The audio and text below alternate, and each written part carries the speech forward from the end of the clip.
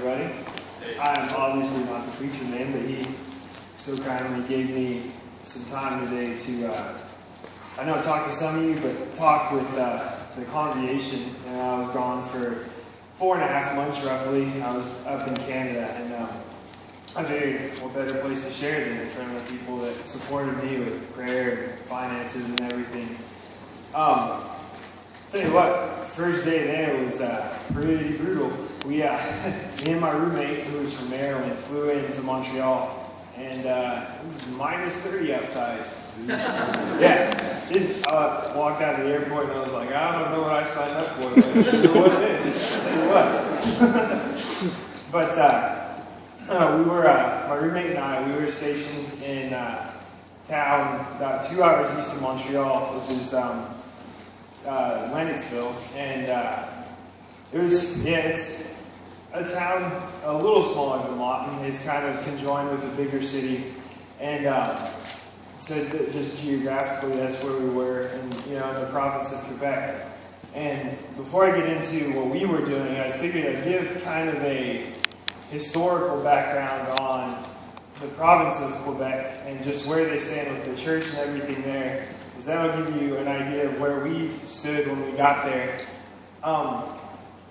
So obviously the province of Quebec is generally French-speaking, and my family knows I don't know a lick of French. So I got lucky, and Lennoxville was an English-speaking bubble, but mainly French-speaking, and they don't like the church too much either.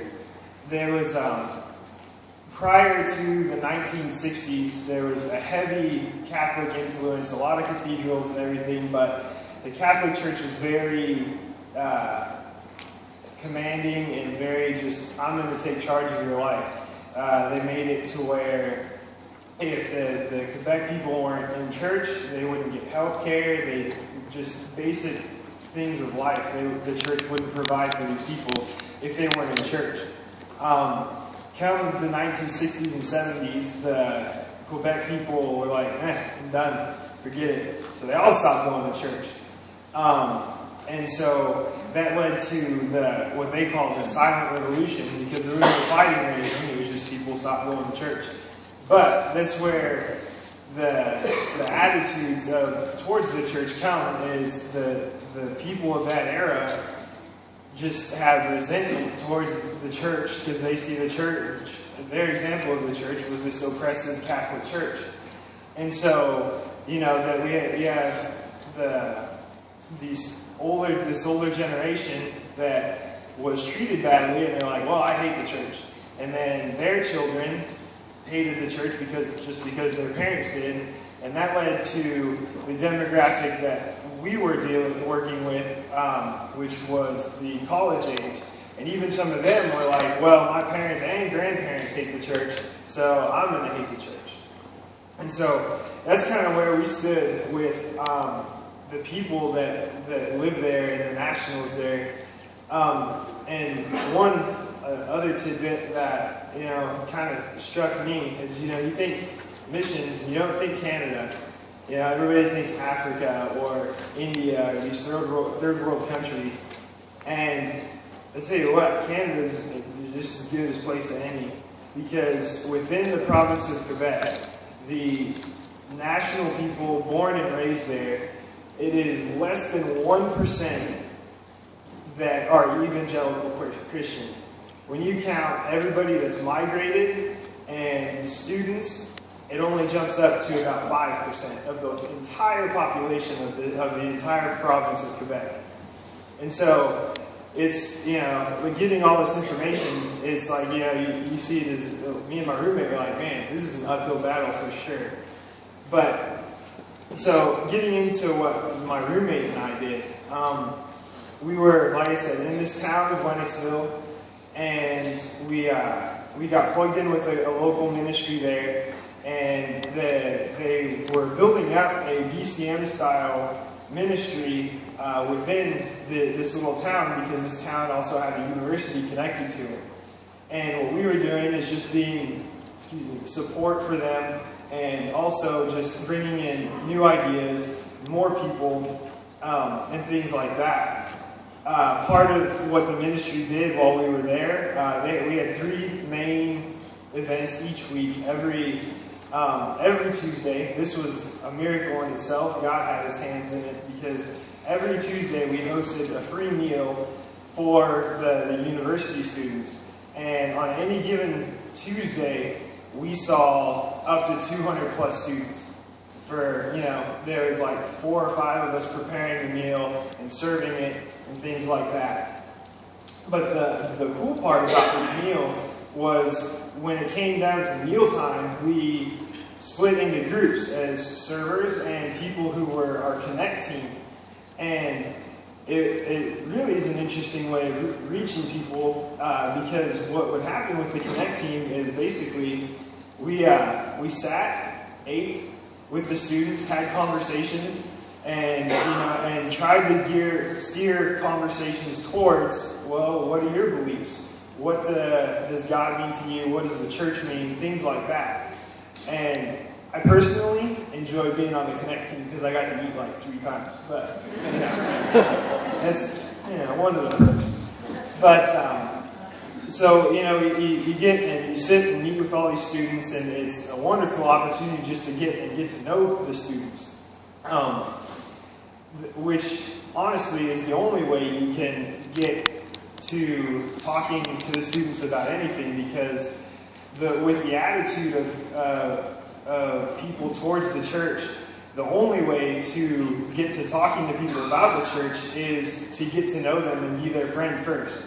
So this dinner was the perfect opportunity for us to sit down, make new friends, learn what these people are about so I can get involved, and then talk to them about, just what the church really is and what Christianity really is, because their view of Christianity is religion, and that's definitely not the same thing.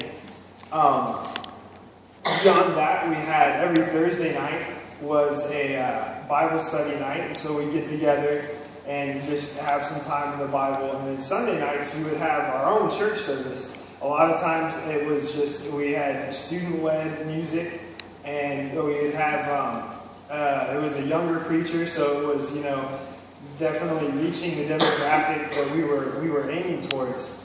And so each of these was, our goal was to go from meeting them Tuesday night dinner, getting involved in their life, and then somehow bridging the gap between Tuesday night and Sunday night.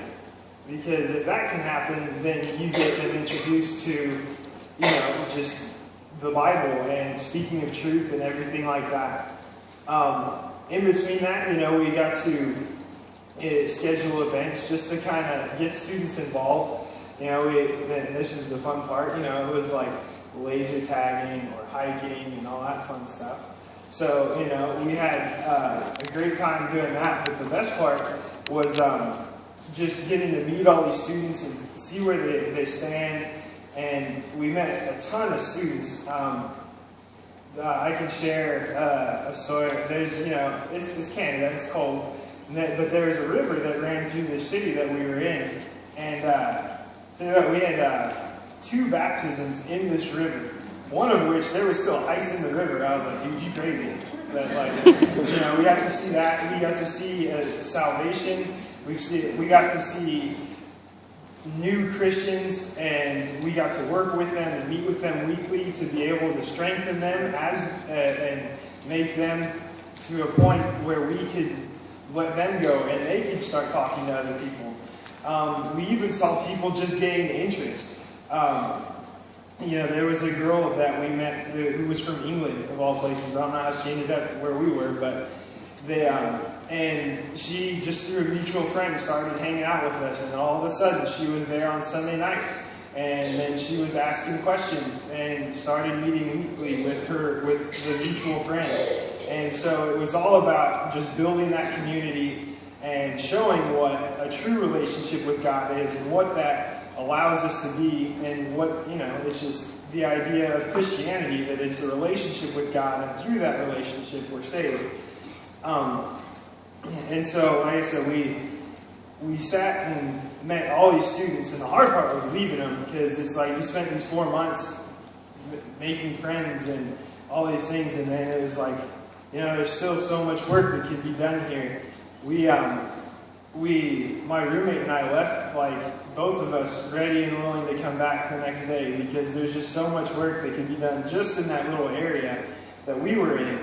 But you see in Quebec City, Montreal, all these metropolitan areas where there's tons of church planting and things like that going on, new ideas being thrown around. I talked to one guy that was, his new idea was he was renovating an old theater, and his idea was, we're going to open this theater to musicians, artists, but all of their stuff is Christian based, but it's not the church. It's, we're going to go see, a music guy. We're going to go see a painter who can do an entire story on a chalkboard in, 10 minutes, which is pretty cool. If y'all haven't seen that, you should check it out. So, like I said, we saw all kinds of different things, and it was just an amazing experience and an enlightening one at that. Because, like I said, there's really no talk about our neighbor to the north about a mission field, when in fact they're just as lost as the people in North Africa, except for in Canada, it's not illegal to hand out Bibles. It's not illegal to speak about the gospel.